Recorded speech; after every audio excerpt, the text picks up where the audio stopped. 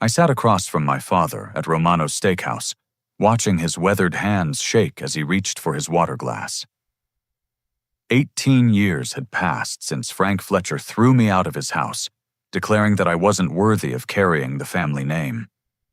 He'd chosen my sister Sarah instead, handing her everything on a silver platter, while I walked away with nothing but bruised pride and burning determination. Now here he was, this once proud man reduced to begging a stranger for help to save Fletcher Construction from complete collapse. The irony was absolutely perfect. In my leather briefcase beside my chair lay the merger documents that would reveal tomorrow morning exactly who had just acquired his entire operation through my shell company. The memory of that summer day 18 years ago still burned like acid in my chest. I was 22, fresh out of State University with my business degree, excited about joining the family company that my grandfather had built from nothing back in 1953. Grandpa Joe had started Fletcher Construction with a handshake, a pickup truck, and an unshakable belief that honest work would always find its reward. I'd spent every summer since I was 12 working alongside the crews, learning everything from pouring concrete foundations to reading architectural blueprints. By the time I graduated college, I could frame a house-run electrical wiring and calculate load-bearing requirements faster than most guys with 20 years of experience. I thought I was ready to take my place in the family legacy. Frank had other plans entirely. The announcement came during our annual 4th of July barbecue. 3 generations of Fletchers gathered in the backyard of our colonial home on Maple Street, along with our key foreman longtime clients and half the neighborhood. The smell of grilled burgers mixed with the sweet scent of Mom's apple pie cooling on the picnic table. Red, white, and blue bunting hung from the oak trees that Grandpa Joe had planted when he first bought the house. Frank stood up on the deck, tapping his beer bottle with a fork to get everyone's attention. His voice carried that authoritative tone he used on job sites when he needed workers to listen up. "I want to make an announcement about the future of Fletcher Construction." He began, his chest puffed out with pride. "As you all know, this company has been in our family for 3 generations. It's time to plan for the 4th. My heart pounded with anticipation. This was it. This was the moment I'd been working toward my entire life. After careful consideration, I've decided that Sarah will be taking over operations as vice president effective immediately. She's got the Fletcher instincts, the natural leadership ability, and most importantly, the backbone this business requires. The world went silent, except for the buzzing of cicadas in the evening heat. Sarah was 19 years old, halfway through her sophomore year studying art history at a private liberal arts college. She'd never swung a hammer, never read a building code, never even visited a construction site unless Dad forced her to come along for family photos. But she had something I apparently lacked. She was confident, charismatic, and completely comfortable being the center of attention. Where I was methodical and careful asking questions and double-checking specifications, Sarah made quick decisions and never looked back. Frank saw this as strength. I was beginning to realize he saw my thoroughness as weakness. "Roger." Frank continued, his eyes finding mine in the crowd. "You're a good kid, but you're too soft for this business. You overthink everything. Construction requires quick decisions and the ability to command respect from rough men. You've got book smarts, but that's not what builds buildings." The humiliation felt like a physical blow. 37 people were staring at me, watching my dreams crumble in real time. Uncle Tommy shifted uncomfortably on his lawn chair. Mrs. Peterson from next door suddenly found her potato salad fascinating. Even Grandpa Joe's old foreman, Eddie Martinez, couldn't meet my eyes. Sarah stepped forward, her blonde hair perfectly styled, despite the humid summer evening. She wore a white sundress that probably cost more than most of our workers made in a week. "I'm honored to accept this responsibility," she said, her voice clear and confident. "I know I have a lot to learn, but I'm excited about bringing fresh ideas to Fletcher Construction. We're going to take this company to the next level." The crowd applauded politely. I noticed she didn't look at me once during her little speech. Frank put his arm around Sarah's shoulders, beaming with paternal pride. "This girl's got vision. She's already talking about expanding into commercial development, maybe even getting into real estate investment. That's the kind of forward thinking this company needs." I found my voice, though it came out smaller than I intended. "Dad, what about all the plans we discussed? The efficiency improvements, the new project management software, the employee training programs." Frank's expression hardened. "Roger, those are exactly the kinds of complications that slow down real progress. We've been doing things the same way for decades because they work. We don't need computers telling us how to pour concrete. But the industry is changing." I pressed on, desperation creeping into my voice. "If we don't adapt, we'll get left behind. The new environmental regulations alone require completely different approaches to material sourcing and waste management." "See," Frank addressed the crowd, as if I wasn't standing right there. "This is what I mean. Roger's always looking for problems instead of solutions. In construction, you've got to trust your gut and move fast. There's no time for endless analysis." That's when he delivered the killing blow. "Son, I love you, but you're just not worthy of the Fletcher name in this business. You don't have what it takes to lead men or build something lasting. Maybe you should consider a nice office job somewhere, something that matches your temperament better." The silence that followed felt like an eternity. I looked around at the faces of people who had watched me grow up, who had taught me everything I knew about construction, who had praised my work ethic and attention to detail every summer. Now they were all studying their shoes or suddenly needing to refresh their drinks. Sarah finally broke the silence. "Roger, I hope you'll stay on and help me learn the ropes. I could really use your support as I transition into this role." The condescending sweetness in her voice was the final straw. She was offering me the chance to train my own replacement to smile and nod, while she took credit for everything our grandfather had built. I set down my beer bottle and walked toward the house. Mom caught my arm as I passed the kitchen window. "Roger, honey, maybe you should think about this overnight. Your father's just trying to do what he thinks is best for the company." I kissed her cheek, breathing in the familiar scent of her lavender perfume one last time. "I love you, Mom. Take care of yourself." By sunrise the next morning, I'd packed everything I owned into my used Ford pickup truck. I left my house key on the kitchen counter along with a note saying I was heading west to find my own path. I didn't say goodbye to Frank or Sarah. I figured they were probably too busy planning their glorious future to notice I was gone.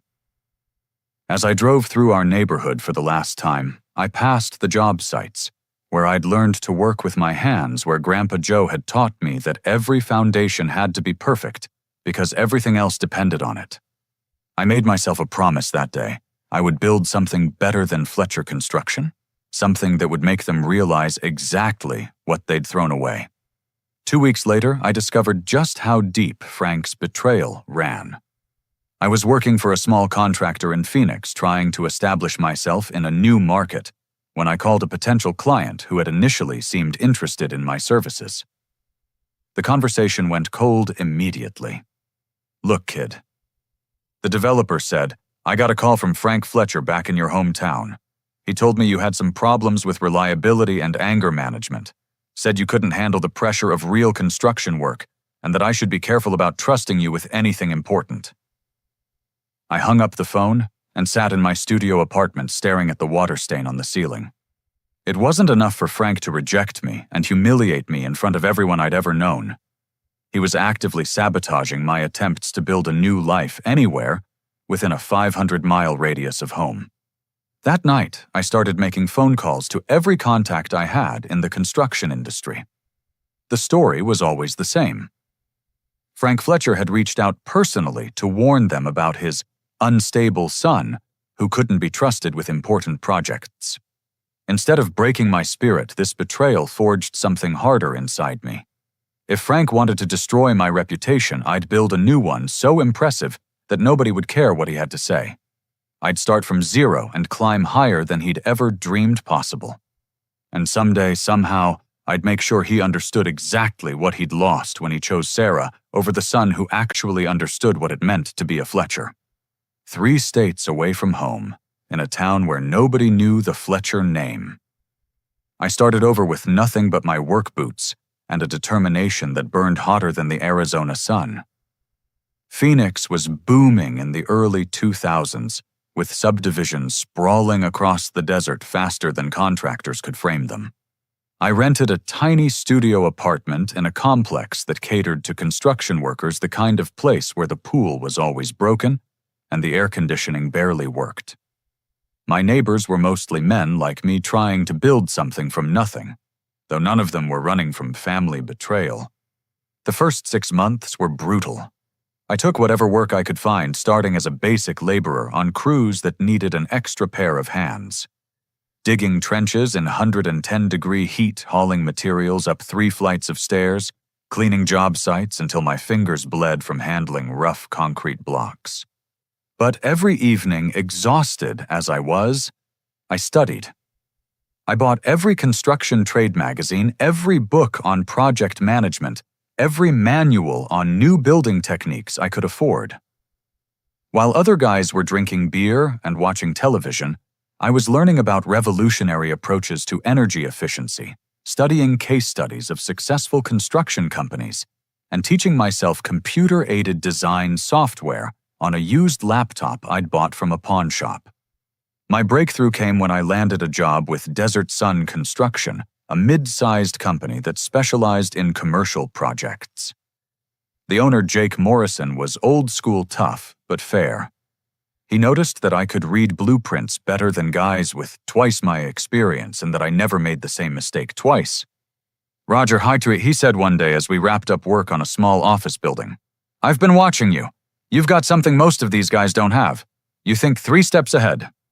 I'd been working on the electrical subcontractor's schedule, trying to figure out why they kept falling behind and throwing off our timeline. After studying their workflow for a week, I realized they were wasting hours every day because they didn't have a systematic approach to wire routing. If we rearrange the sequence and have them start from the top floor instead of the ground level, they can use gravity to help run the major cables, I explained to Jake. Plus, if we coordinate their schedule with the HVAC installation, both crews can share access equipment instead of each team renting separate scaffolding. Jake implemented my suggestions, and the project finished 2 weeks ahead of schedule. The electrical subcontractor was so impressed that they started requesting me specifically for their jobs. Word spread that this young guy from back east had ideas that could save time and money. That's when I started offering consulting services on the side. Nothing fancy, just practical solutions to common construction problems. I'd walk through a job site, identify inefficiencies, and propose streamlined approaches that reduced waste and improved timelines. My first consulting client was struggling with a restaurant renovation that was running months behind schedule and thousands of dollars over budget. The problem was coordination. The plumbing crew would finish their work. Then the electrical team would need to access the same areas and accidentally damage the new pipes. Then the flooring contractor would show up before the painters were done and track primer across the freshly installed tile. I spent 3 days creating a detailed timeline that synchronized every trade based on the logical sequence of dependencies. Plumbers first, but only in specific zones. Electrical second, but with clear protection protocols for finished plumbing. Painters third, with temporary barriers to protect completed electrical work. Flooring last, but with careful scheduling to avoid conflicts. The project finished on time and $30,000 under the revised budget. The owner was so grateful that he recommended me to 5 other restaurant developers. Within 6 months, I had more consulting requests than I could handle while still working my regular job. That's when I met Jim Caldwell. I was reviewing blueprints for a hotel project at a coffee shop near downtown Phoenix, when an older gentleman at the next table leaned over. "Excuse me, son, but I couldn't help noticing those plans. Are you working on the Hampton project?" Jim was 72 years old, with silver hair and the kind of confident bearing that comes from decades of success. He'd built Caldwell Development into one of the largest construction companies in the Southwest before selling it to a national firm and retiring to consultant work. "I've been in this business for 50 years, he said after I explained my background, "and I've never seen someone your age read structural drawings with that level of comprehension. Where did you learn to see load distribution patterns like that?" We talked for 3 hours that first day. Jim had started with nothing, just like me, but he'd built an empire by understanding that construction was really about managing relationships, resources, and risk. He'd seen the industry transform from handshake deals to complex corporate structures, and he recognized that the next transformation was already beginning. The companies that will dominate the next 20 years are the ones that figure out how to combine old-school craftsmanship with new technology and business innovation, he told me. Most construction executives are either too set in their ways or too inexperienced to navigate that transition. But you might be young enough to adapt and experienced enough to understand what really matters. Jim became my informal mentor, teaching me about corporate finance, strategic acquisitions, and long-term business planning. He introduced me to his network of architects, developers, and investors. Most importantly, he helped me understand that my real competitive advantage wasn't just technical skill, but the ability to see inefficiencies and devise systematic solutions. "Roger," he said one evening as we reviewed financial statements for various construction companies, "you have a gift for operational analysis. Most people in this business focus on individual projects. You naturally think in terms of systems and processes. That's what transforms good contractors into industry leaders." Under Jim's guidance, I incorporated my consulting business and started taking on larger projects.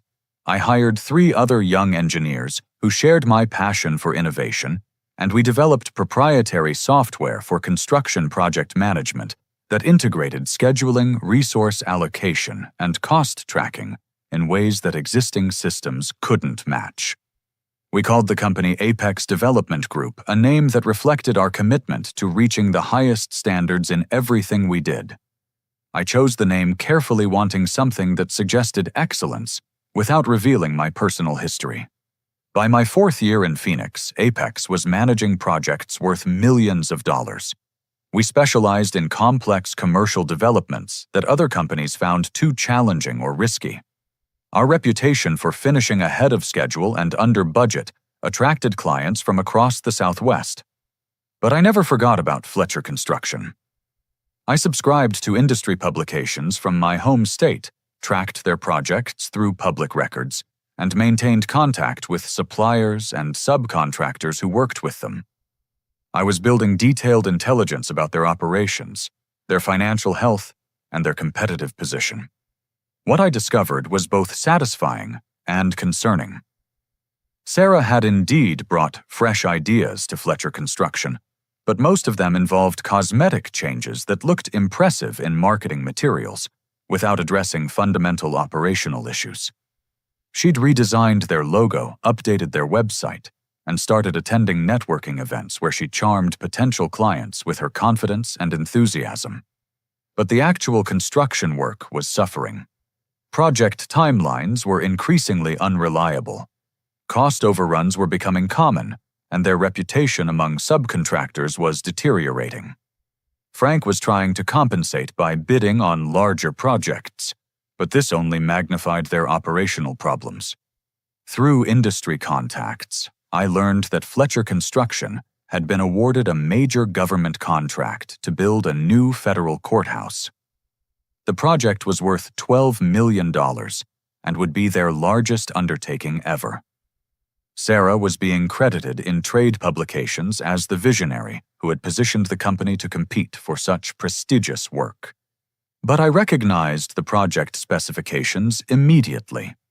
They were nearly identical to a proposal I'd written during my senior year of college, a theoretical case study for efficiently managing large-scale government construction projects. I'd spent months researching federal building requirements, sustainability standards, and security protocols. I'd left a copy of that thesis in my childhood bedroom when I packed up and left home. Sarah hadn't developed innovative new capabilities. She'd simply repackaged my old ideas and presented them as her own vision for the company's future. The irony was perfect, but it also revealed something troubling. If Fletcher Construction was winning contracts based on strategies they didn't truly understand, they were heading for disaster. And when that disaster arrived, it would threaten not just Frank and Sarah, but also the dozens of workers who depended on the company for their livelihoods. I realized I had a choice to make. I could continue building my own success and let Fletcher Construction face the consequences of their decisions, or I could find a way to position myself to intervene when their inevitable crisis arrived. Jim helped me think through the strategic implications. "The question isn't whether you should help them," he said. "The question is how to structure your involvement so that you can save the valuable parts of what your grandfather built, while ensuring that the people responsible for the problems learn appropriate lessons." That's when I started planning for acquisition rather than simple revenge. If Fletcher Construction was going to fail, I wanted to be in position to preserve its assets, protect its workers, and continue the legacy that Grandpa Joe had created. But first, I had to become successful enough that acquiring them would be feasible, and that meant expanding Apex Development Group from a regional consulting firm into a multi-state construction and development company with enough resources to handle major acquisitions. The work began immediately. Within 18 months, I'd opened offices in 3 additional states, hired experienced construction managers from established companies, and begun the systematic process of building the kind of empire that could make Frank Fletcher's operation look small by comparison. Every night, as I reviewed financial projections and expansion plans, I thought about that summer barbecue when Frank declared I wasn't worthy of the Fletcher name. He was right about one thing: I wasn't going to be the kind of Fletcher he wanted. I was going to be something much more impressive. 5 years after leaving Phoenix and everything I'd built there, I stood in the corner office of my new headquarters in Dallas, watching the sunset paint the skyline gold and red. Apex Development Group had become one of the fastest-growing construction companies in the Southwest, but I knew we were ready for the next phase of expansion. The transition from regional player to national contender required a completely different approach to business development. Instead of competing for projects one at a time, I'd started acquiring smaller construction companies that gave us immediate market presence in new territories. The strategy was surgical and methodical. I'd identify family-owned construction businesses that were struggling with succession planning or cash flow problems, then approach them through intermediaries who could negotiate acquisitions without revealing my personal involvement. The owners usually assumed they were selling to a corporate investment firm rather than a young man with a personal vendetta against his own family. My first acquisition was Mountain View Construction in Colorado, a company that specialized in high-altitude building projects, but lacked the capital to bid on larger developments. The owner, Carl Brennan, was 68 years old and ready to retire, but his son had chosen a career in software engineering instead of following the family tradition. "I've been doing this for 43 years, Carl told me during our final negotiation meeting. "Started with my dad when I was 17, took over when he had his heart attack, and built this company project by project. But I can't compete with these big national firms anymore. The margins are too thin, and the paperwork requirements are beyond what a small operation can handle." I structured the deal to let Carl stay on as a consultant, while we integrated Mountain View's local expertise with Apex's resources and technology. Within 6 months, they were bidding on projects 3 times larger than anything they'd attempted independently. Carl's crews loved the improved equipment and better benefits, and his longtime clients appreciated the enhanced capabilities without losing the personal relationships they valued. The model worked so well that I replicated it across 8 states. Each acquisition brought local market knowledge, established client relationships, and experienced workers who understood regional conditions and preferences. But more importantly, each deal taught me how to preserve what was valuable about family construction businesses while eliminating the inefficiencies that limited their growth potential. Amanda Richardson entered my life during the acquisition of Lone Star Commercial Development in Austin. She was the architect on a mixed-use project we were bidding, and her innovative approach to sustainable design caught my attention immediately. Where most architects focused on either aesthetics or functionality, Amanda had figured out how to integrate environmental performance with cost-effectiveness in ways that actually improved both. Our first conversation was supposed to be a 30-minute project review. It lasted 4 hours. Most construction companies see sustainability as an expensive add-on, she said, spreading blueprints across the conference table in her firm's offices. But if you design the systems integration correctly from the beginning, green building techniques can reduce total project costs while creating long-term operational savings for the end users. She was right, and she could prove it with detailed financial analysis that showed how upfront investments in energy efficiency would generate measurable returns over the building's lifetime. More importantly, she understood that construction projects succeed or fail based on how well dozens of different specialists coordinate their work. Amanda challenged me intellectually in ways I'd never experienced. She'd graduated from Rice University with degrees in both architecture and environmental engineering, then earned her MBA from Wharton while working full-time for one of Houston's premier design firms. But unlike many highly educated professionals, she also understood the practical realities of construction work because she'd spent summers working for her uncle's contracting business. "You're different from other construction executives I've worked with," she told me over dinner after we'd successfully completed our first project together. "Most of them see buildings as products to be manufactured as cheaply as possible. You seem to understand that every building becomes part of a community's long-term infrastructure." Our relationship developed gradually built on professional respect that deepened into personal connection. Amanda appreciated my systematic approach to problem-solving, while I was fascinated by her ability to visualize complex spatial relationships and translate abstract design concepts into practical construction specifications. When I finally told her about my background and family history, she listened without judgment or surprise.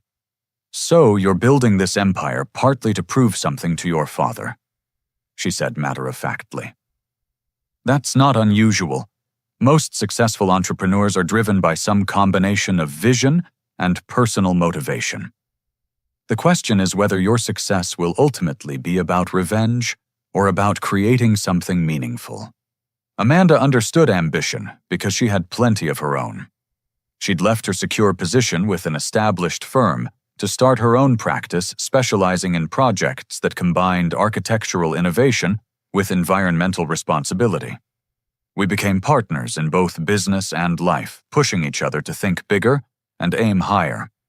Together, we developed a new approach to construction projects that integrated design engineering and building from the earliest planning stages. Instead of the traditional model where architects create plans and construction companies figure out how to build them, we created collaborative teams that worked together to optimize every aspect of development. The approach was revolutionary, and it generated results that impressed even our most skeptical competitors. Projects finished faster because potential problems were identified and solved during design rather than during construction.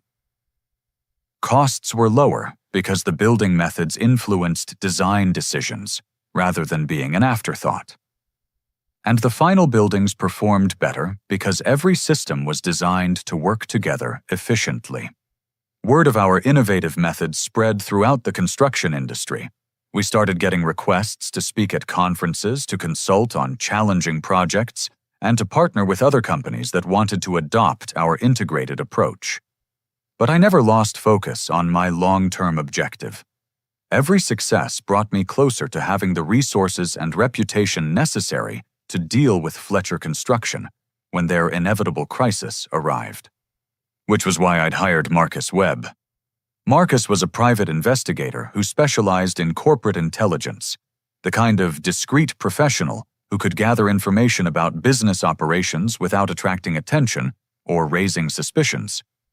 His monthly reports kept me updated on Fletcher Construction's financial health project status and internal dynamics. The news was increasingly troubling. Sarah's management style was creating serious problems that Frank either couldn't see or refused to acknowledge. She'd implemented expensive new marketing initiatives and office renovations while cutting costs on essential operational areas like equipment maintenance and worker training. More concerning, there were signs that Sarah was developing a gambling problem. Marcus had documented multiple trips to casinos, increasing credit card debt, and unexplained cash withdrawals from company accounts.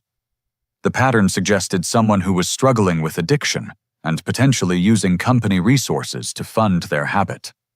The federal courthouse project that had initially saved Fletcher Construction was becoming a disaster. Quality control issues were creating costly delays, subcontractors were complaining about late payments, and government inspectors were raising questions about material specifications that didn't match approved plans. Based on what I'm seeing, Marcus reported during one of our monthly meetings, Fletcher Construction is heading for a serious crisis within the next 12 to 18 months. The government contract is barely keeping them solvent, but if they lose that revenue stream or face penalties for non-compliance, they'll be looking at bankruptcy within 60 days. The information confirmed what I'd suspected. Sarah's confidence and charisma had masked fundamental inexperience with the operational complexities of major construction projects. She'd won the contract by promising things the company couldn't actually deliver, and now they were trapped in a cycle of corner-cutting and cost overruns that would eventually collapse under its own weight.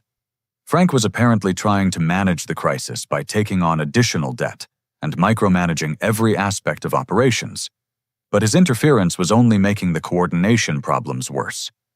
The experienced foremen who had worked for Grandpa Joe were retiring or leaving for other companies, taking decades of institutional knowledge with them. But the most disturbing revelation came in Marcus's 8th monthly report. Sarah's gambling problem had escalated to the point where she was embezzling money from company accounts to pay her debts. She'd been falsifying invoices, skimming from employee pension funds, and using her access to company credit lines to fund casino trips. The amounts are getting larger and more frequent, Marcus explained. She's stolen approximately $270,000 over the past 18 months, and the pattern is accelerating. She's also borrowed money from some very dangerous people who don't typically extend payment deadlines for business reasons. I sat in my office that night staring out at the Dallas skyline thinking about the cruel irony of the situation. Frank had chosen Sarah because he believed she had the backbone and instincts necessary for the construction business. Instead, she was destroying everything Grandpa Joe had built while putting herself and potentially Frank in physical danger. Amanda found me there at midnight, still reviewing Marcus's reports and trying to decide how to respond. "You're going to help them, aren't you?" she said, settling into the chair across from my desk.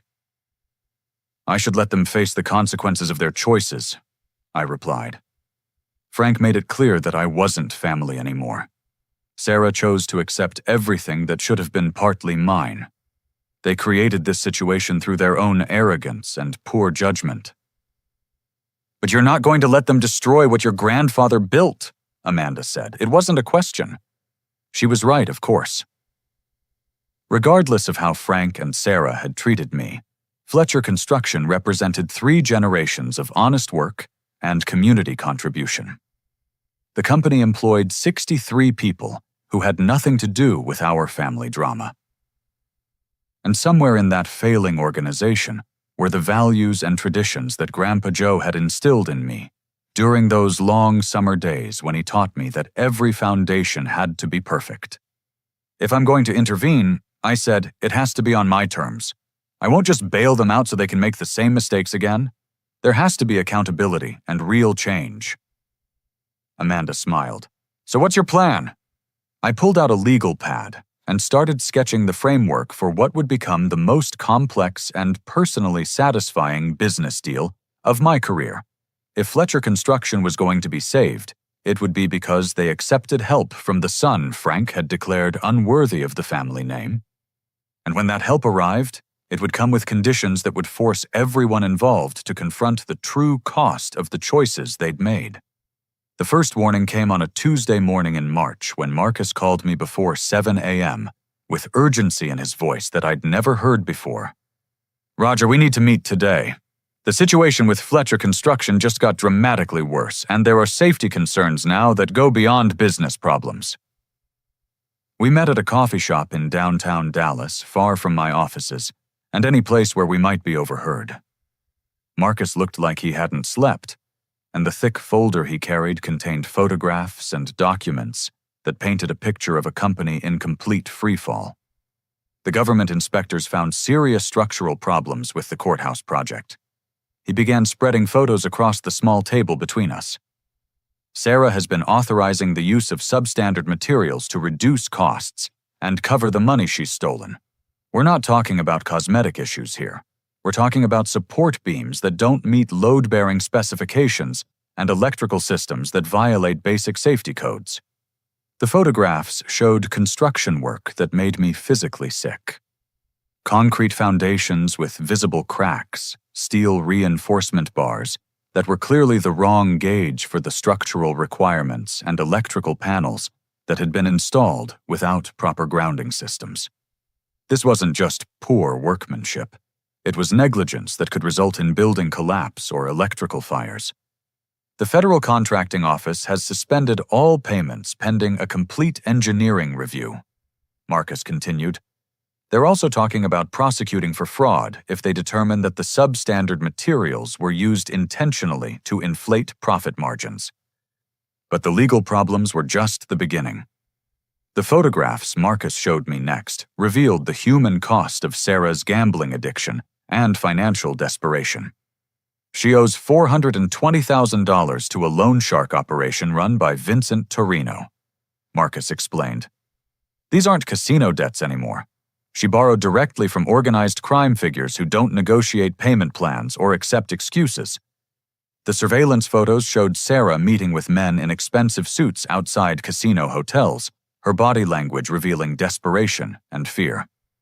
In one image, she was clearly crying while one of the men gestured angrily. In another, she was handing over what appeared to be construction company documents, possibly as collateral for additional loans. Torino's people have made it clear that if Sarah can't pay within 30 days, they'll collect from her family instead, Marcus said. They've already started surveillance on Frank's house and your mother's gravesite, sending the message that they know how to hurt him emotionally as well as physically. The mention of my mother's grave filled me with a rage I hadn't experienced since that humiliating day at the family barbecue. Whatever sins Frank and Sarah had committed threatening to desecrate Mom's memory crossed lines that even organized criminals should respect. "Where is Sarah now?" I asked, trying to keep my voice steady. She disappeared 4 days ago, cleaned out her personal bank accounts, grabbed her passport, and vanished. Frank thinks she's visiting college friends, but her credit cards show charges from casino hotels in Atlantic City. She's probably trying to gamble her way out of debt, which means she's just digging the hole deeper. Marcus pulled out financial documents that showed the full scope of the disaster Sarah had created. She'd forged Frank's signature on multiple loan applications, mortgaged the family home, without his knowledge, and even borrowed against the life insurance policy Mom had left behind. The total debt exceeded $1.2 million, far more than Fletcher Construction could possibly pay, even if they completed the courthouse project successfully. Frank doesn't know about most of this yet, Marcus explained. Sarah has been intercepting mail and handling all the financial communications. He thinks the company is struggling but still viable. He has no idea that he's personally liable for loans he never actually approved. The cruelest irony was that Frank was working harder than he had in years trying to solve operational problems that he thought were caused by the complexity of the government project. He was putting in 18-hour days personally overseeing every aspect of construction and pushing his aging body to limits that worried the workers who'd known him for decades. "The stress is killing him," Marcus said quietly. "His foreman, Eddie Martinez, called me because he's concerned about Frank's health. The man has lost 30 pounds in 2 months. He's not sleeping, and he's developed a tremor in his hands that gets worse when he's frustrated." I stared at the surveillance photo of Frank standing alone in the half-finished courthouse, looking older and more defeated than I'd ever seen him. Despite everything he'd done to me, despite the years of anger and resentment I'd carried, seeing him like this stirred emotions I thought I'd buried forever. "There's something else," Marcus said, his voice dropping to barely above a whisper. "Torino's people have been asking questions about you."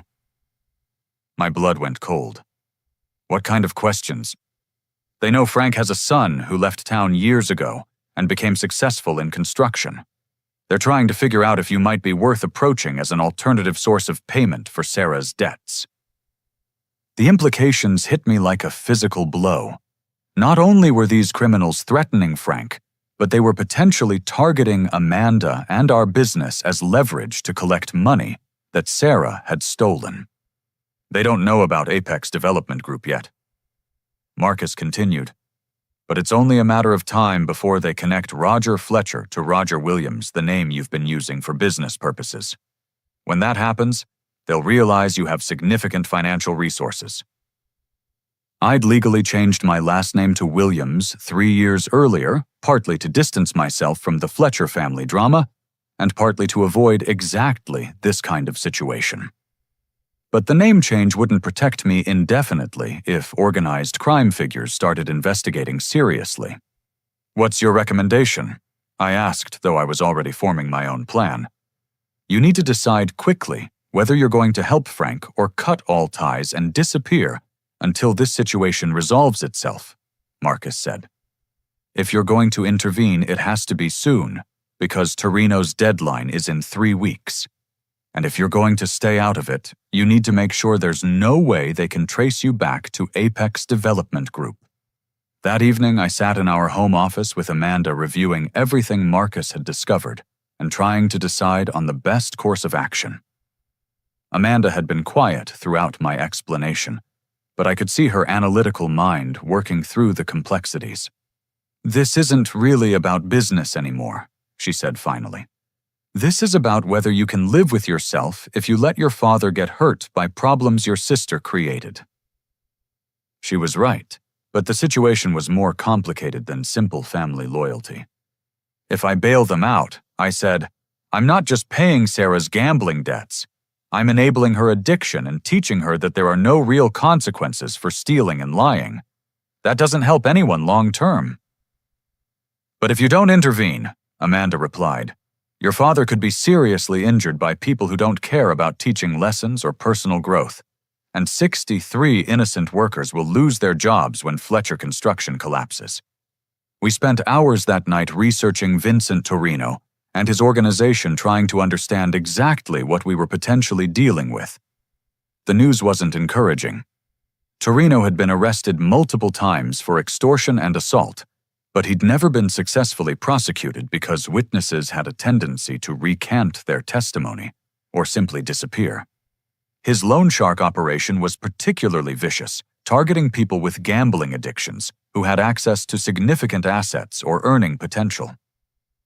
The typical pattern involved offering easy credit at reasonable initial terms, then escalating the pressure dramatically once the borrower was in too deep to escape.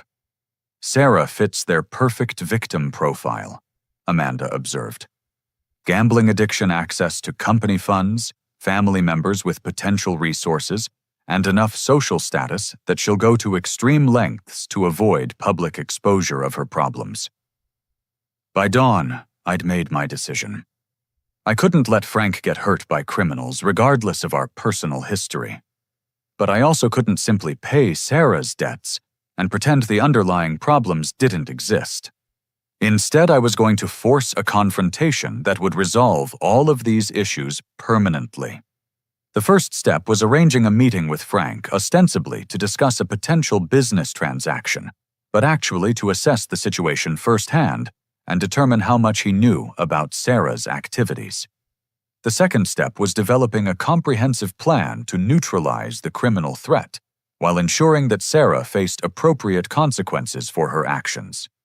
And the third step was figuring out how to preserve the valuable parts of Fletcher Construction while holding everyone accountable for the choices that had created this disaster. It was going to be the most complex negotiation of my career, with stakes that went far beyond money or business success. But if I could pull it off, I might be able to save my father's life, while finally proving that the son he'd rejected was worthy of the Fletcher name after all. The irony was perfect. Frank had always said that construction required quick decisions and the ability to command respect from dangerous situations. Now we'd find out if the son he'd dismissed as too soft had developed exactly those qualities. Romano's steakhouse hadn't changed much in the 18 years since I'd last been home. The same dark wood paneling, the same red leather booths, the same smell of grilled meat and garlic bread that had made it Frank's favorite restaurant for business dinners when I was growing up.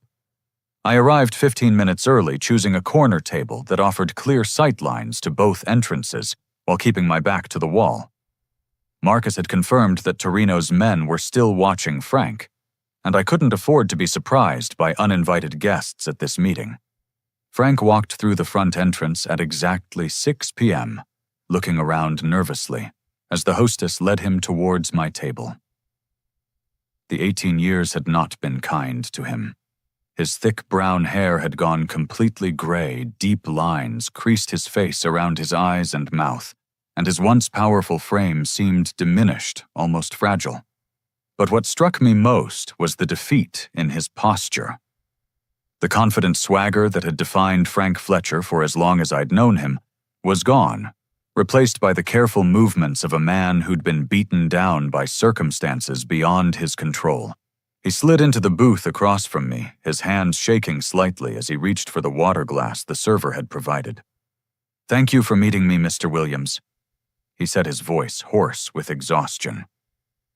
"I know this is unusual, reaching out through intermediaries like this, but I'm in a situation where I need to explore every possible option." The irony of him addressing me formally, not recognizing his own son, after nearly 2 decades, was both painful and perfect. I looked exactly like he had at my age, but the expensive suit-styled hair and confident bearing apparently made me unrecognizable as the young man he'd dismissed as too soft for the construction business. "I understand your company is facing some financial difficulties," I said, keeping my voice neutral and professional. "My associates mentioned that you're looking to sell assets quickly." Frank's face crumpled slightly at the direct acknowledgement of his desperation. "Mr. Williams, I've been in the construction business for 37 years. I took over Fletcher Construction from my father-in-law and spent decades building it into something the community could depend on. But I made some mistakes in leadership decisions, and now I'm facing consequences that could destroy everything my family worked to create." The admission was more honest than I'd expected. Frank had always been proud to the point of arrogance, never admitting weakness or uncertainty. Seeing him acknowledge failure so directly told me just how desperate his situation had become. "What kind of mistakes?" I asked, though I already knew the answer. Frank closed his eyes for a moment, gathering himself before responding. "I have 2 children." He began, his voice barely above a whisper. 18 years ago, I chose to put my daughter in charge of operations instead of my son. I thought she had better leadership instincts, more natural charisma. I thought my son was too analytical, too cautious for the construction business. He paused, staring at his hands. "I was wrong about everything. My son understood this business better than I gave him credit for. He had ideas that could have modernized our operations, improved our efficiency, made us more competitive. But I was too proud and too set in my ways to listen to him." The pain in Frank's voice was genuine, and despite years of resentment, I felt an unexpected stab of sympathy for this broken man across from me. "What happened to your son?" I asked. "I drove him away," Frank said simply. I humiliated him in front of our entire community, told him he wasn't worthy of the family name, and made it clear that he had no future in our company. He left town, and I haven't spoken to him since." Frank reached into his jacket pocket and pulled out a worn newspaper clipping. 3 months ago, I read about a young man named Roger Williams, who won the National Construction Association's Businessman of the Year award. The article mentioned that he'd started with nothing and built a multi-state construction empire specializing in innovative project management and sustainable building practices. My heart stopped. Frank continued, his voice growing stronger. The ideas they described in that article were almost identical to suggestions my son had made years earlier. And when I saw the photograph, even though the name was different, I recognized something familiar in his face. He looked up at me, his eyes filled with a mixture of hope and desperate uncertainty. "Mr. Williams, I think the successful businessman I'm meeting with tonight might be my son Roger, who I wronged so terribly 18 years ago." The moment stretched between us, 18 years of pain and anger and regret hanging in the air like smoke. I could have continued the deception, completed the business transaction, and left Frank wondering forever whether his suspicion was correct. Instead, I leaned forward and said quietly, "Hello, Dad." Frank's face went white, then red, then crumpled completely, as 18 years of suppressed emotion crashed over him like a tsunami. He began crying, not the careful tears of a man trying to maintain dignity, but the raw, ugly sobbing of someone whose world had just shifted on its axis. "Oh God, Roger," he whispered between sobs. "Oh God, what have I done?" I waited while he composed himself, fighting my own emotional response to seeing this proud man completely broken by the realization of his mistakes. "I'm sorry," he finally managed. "I'm so sorry for everything. For not listening to you, for choosing Sarah over you, for trying to sabotage your career when you left. I was wrong about everything, and I've regretted it every day since." But before I could respond, Frank's phone rang. The caller ID showed Sarah's name, but when he answered, the voice on the other end was definitely male. "Mr. Fletcher, this is Vincent Torino. I think it's time we had a conversation about your daughter's debt situation." Frank's face went pale as he listened to the voice on the phone. "She owes me $420,000 plus interest that's been accumulating for 6 months. Since she's decided to disappear rather than honor her commitments, I'm going to need you to make arrangements for payment within 72 hours." I could hear Torino's voice clearly in the quiet restaurant. "I understand you have a construction company and some real estate assets. We can work out a payment plan, but I'll need a substantial down payment to demonstrate good faith. Let's say $100,000 by Friday, and we'll discuss terms for the remainder." Frank tried to speak, but Torino cut him off. "Mr. Fletcher, I want to be clear about something. This isn't a negotiation. Your daughter borrowed money from me, and she used you as collateral whether you knew it or not. If you don't cooperate, I'll be forced to pursue collection through other means." The threat in Torino's voice was unmistakable. Frank looked across the table at me, his eyes wide with terror. "I understand," Frank whispered into the phone. "I'll figure something out." "I hope so for your sake," Torino replied. "I'll be in touch." Frank hung up and sat in stunned silence for several moments. "Roger," he said finally, "you need to leave, right now. These are dangerous people, and I can't let you get involved in this mess." That's when I noticed the black sedan in the parking lot through the restaurant window. 2 men in suits sat in the front seats watching our table. "Dad," I said calmly, "I think it might be too late for that." The next morning, I sat in the conference room of my corporate security firm, watching Vincent Torino's photograph appear on the wall-mounted screen as my head of security, David Chen, briefed me on everything his team had learned overnight. Torino operates a sophisticated loan shark business that targets people with gambling addictions who have access to significant assets, David explained. He's been under federal investigation for 2 years, but witnesses keep disappearing or recanting their testimony. David clicked to the next slide showing financial records and surveillance photos. Sarah Fletcher fits his perfect victim profile. gambling addiction, access to company funds, and family members with substantial resources. He deliberately cultivated her addiction by providing initial loans at reasonable terms, then escalated the pressure once she was in too deep to escape. I studied the timeline David's team had assembled. Sarah's gambling problem had started innocently enough, with occasional casino trips and online poker games. But Torino's organization had identified her as a potential target and systematically encouraged her addiction by offering easy credit and VIP treatment at casinos they controlled. The $420,000 debt is legitimate, David continued, but Torino structured the loans specifically to ensure Sarah couldn't pay them back through normal means. His goal was always to gain leverage over Fletcher Construction and the family's assets. Amanda sat beside me, reviewing the legal documents that would formalize my plan to resolve this situation permanently. The federal investigators will be very interested in Sarah's testimony about how Torino's organization recruited and exploited her addiction, she observed. If we can guarantee her safety and cooperation, we can help them build a solid case. But first I needed to find Sarah and convince her to face the mess she'd created, instead of continuing to run from it. Marcus had tracked her to Atlantic City, where she was staying at a casino hotel and gambling away what remained of the money she'd stolen. My security team had her under discreet surveillance, making sure Torino's people couldn't reach her before I had a chance to intervene. I flew to New Jersey that evening, bringing Amanda and David with me to ensure we could handle whatever we found. The Borgata Casino Hotel at 2 a.m.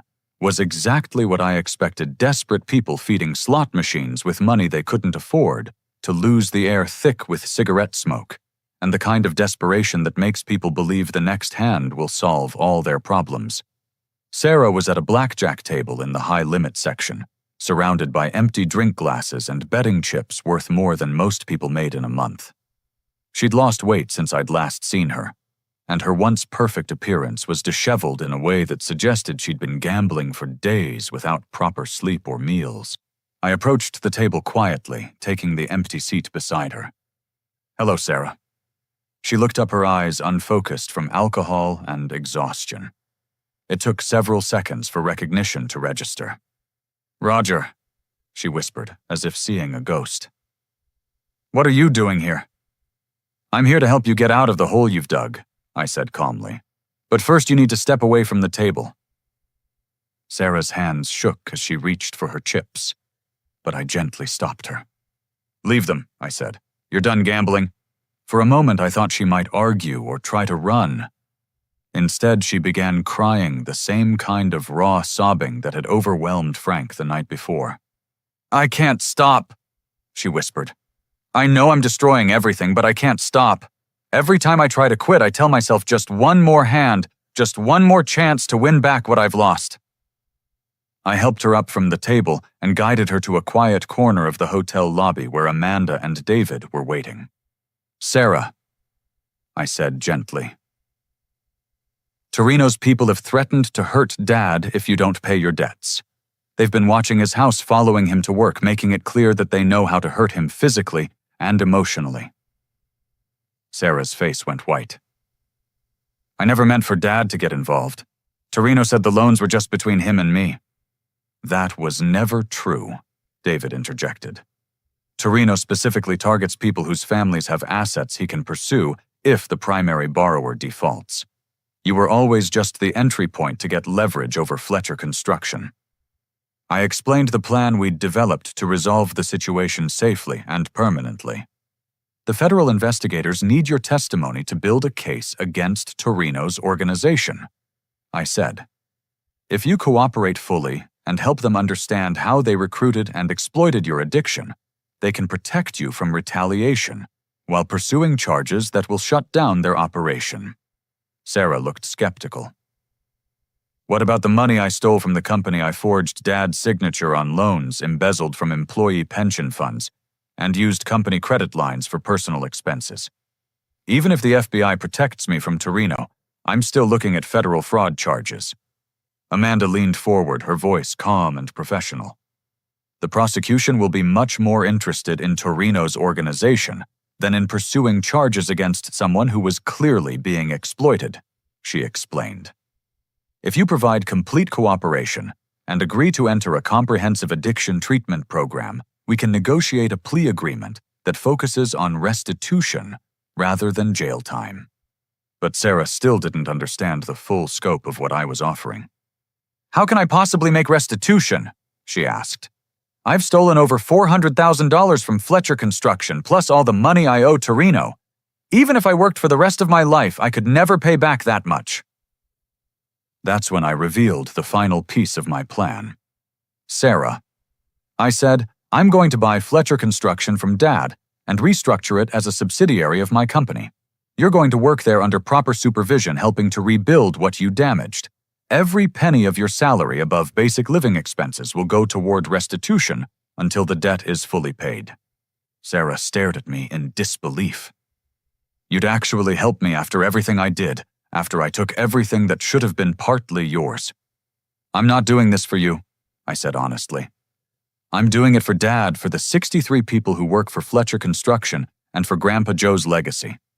But if you're willing to take responsibility for your actions and commit to real change, then yes, I'll help you rebuild your life. The conversation with the federal investigators the next morning was exactly as straightforward as Amanda had predicted. Agent Patricia Morrison had been tracking Torino's organization for 2 years, and Sarah's testimony provided exactly the kind of insider information they needed to pursue charges. Mr. Torino's operation specifically targets people with gambling addictions who have access to business or family assets, Agent Morrison explained. They use sophisticated psychological manipulation to escalate the addiction while ensuring the victim becomes financially dependent on continued loans. Sarah's detailed account of how Torino's associates had cultivated her gambling habit provided special access to high-limit games and gradually increased her debt load while making the loans seem manageable, gave the FBI everything they needed to prove a pattern of criminal exploitation. In exchange for your complete cooperation, Agent Morrison continued, including testimony in federal court and assistance with ongoing investigations, we're prepared to recommend a plea agreement that focuses on supervised restitution rather than incarceration. 3 days later, I sat with Frank in the same conference room where I'd learned about Torino's threats, but this time the atmosphere was completely different. I still can't believe it, Frank said, shaking his head as he reviewed the acquisition documents. My son, who I treated so terribly, is saving my company and protecting our family from criminals. Dad, I said, I need you to understand that this isn't charity. Fletcher Construction will become a subsidiary of Apex Development Group, but it will operate according to my standards and procedures. That means modern project management systems, proper financial controls, and a commitment to quality that puts long-term reputation ahead of short-term profits. Frank nodded eagerly. Roger, I'll do whatever you think is best. You've proven that you understand this business better than I ever did. But I wasn't finished explaining the terms. You're going to stay on as a regional manager, but you'll be working for me and following systems I develop. Sarah will also work for the company, but in a supervised position focused on community outreach and addiction recovery programs. Every decision about major projects, financial commitments, or strategic direction will require my approval. Frank was quiet for several minutes, processing the reality that his son was now his boss, and his daughter was essentially starting over as an entry-level employee. I deserve that, he said finally. We both deserve that. But Roger, I need you to know how proud I am of what you've built. Not just the business success, but the kind of man you've become. You could have let us face the consequences of our mistakes, but instead, you found a way to save what was valuable while holding us accountable for what went wrong. 6 months later, I stood in the construction trailer overlooking the renovated federal courthouse project, watching Frank and Sarah work together to coordinate the final inspections that would clear Fletcher Construction of all quality control violations. The investigation of Torino's organization had been even more successful than the FBI had hoped. Sarah's testimony, combined with evidence from other victims who came forward once Torino was arrested, resulted in federal convictions for racketeering, extortion, and fraud. Torino was sentenced to 15 years in federal prison, and his entire operation was dismantled. Fletcher Construction had been completely restructured according to the operational standards I'd developed at Apex. The federal courthouse project finished on time and under budget with quality work that exceeded all government specifications. The company's reputation for excellence was not only restored, but enhanced beyond what it had ever been under Frank's original management.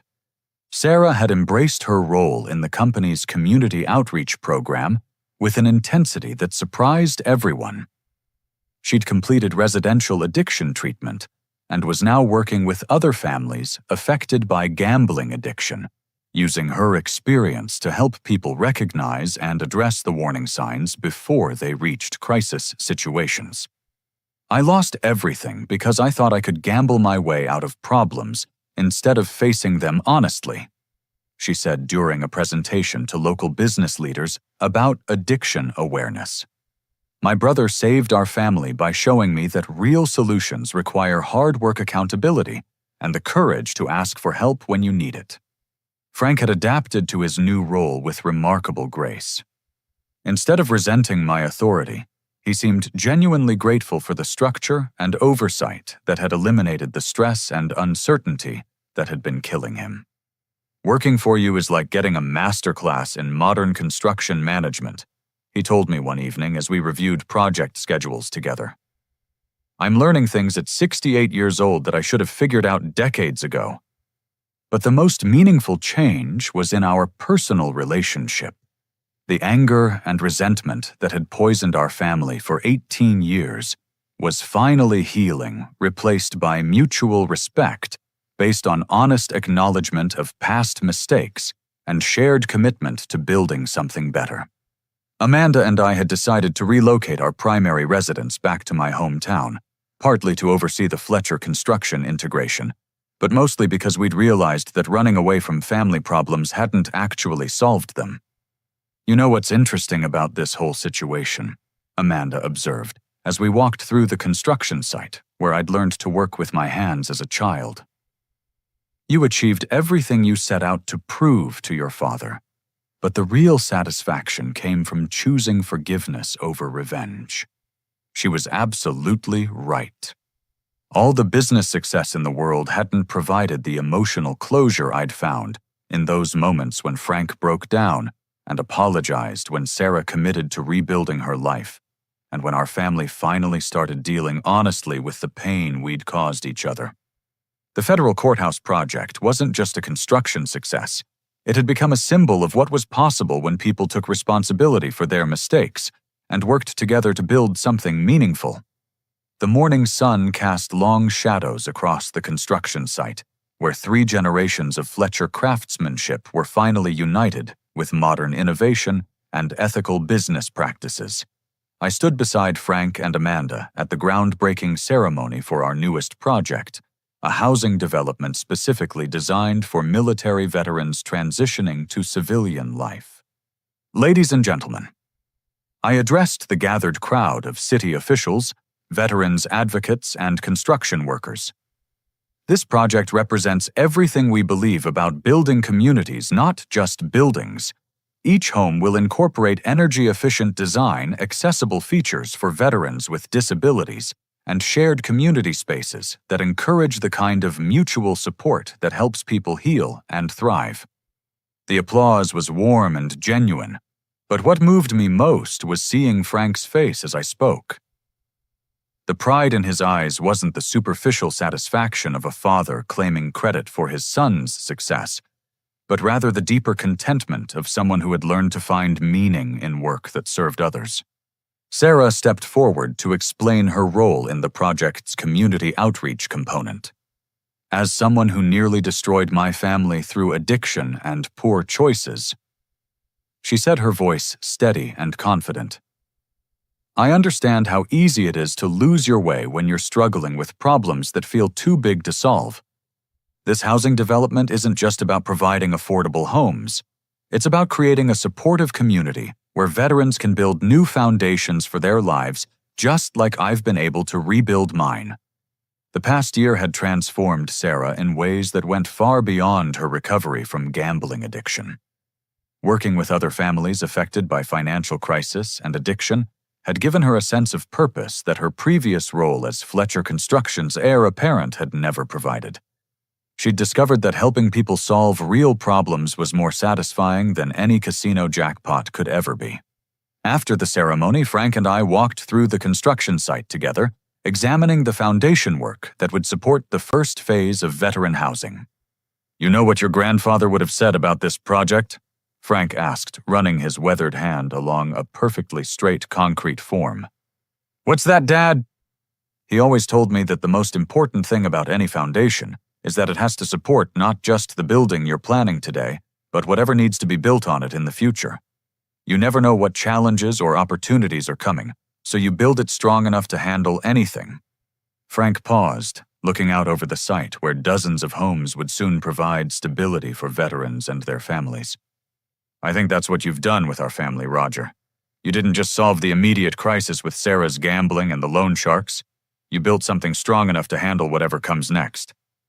He was right, though it had taken me years to understand the deeper lesson embedded in Grandpa Joe's philosophy about foundations. The success of Apex Development Group had never really been about proving Frank wrong or showing him what he'd lost when he chose Sarah over me. The real achievement was learning to build systems and relationships strong enough to survive mistakes, conflicts, and unexpected challenges. Amanda joined us as we reviewed the architectural plans that integrated her sustainable design innovations with traditional construction techniques that honored the Fletcher family's commitment to quality craftsmanship. "I've been thinking about what we want to do next," she said, spreading blueprints across the makeshift table in our site office.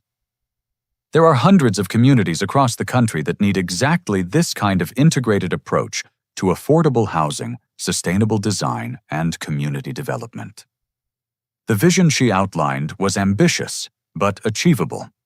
Instead of simply expanding Apex Development Group into new markets, we could create a model for ethical construction practices that other companies could adopt and adapt to their local conditions.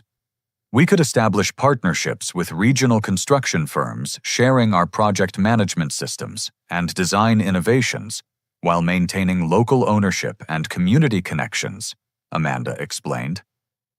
"It's a way to scale positive impact without creating the kind of corporate bureaucracy that stifles innovation and personal accountability." The model made perfect sense, and it addressed something I'd been thinking about for months.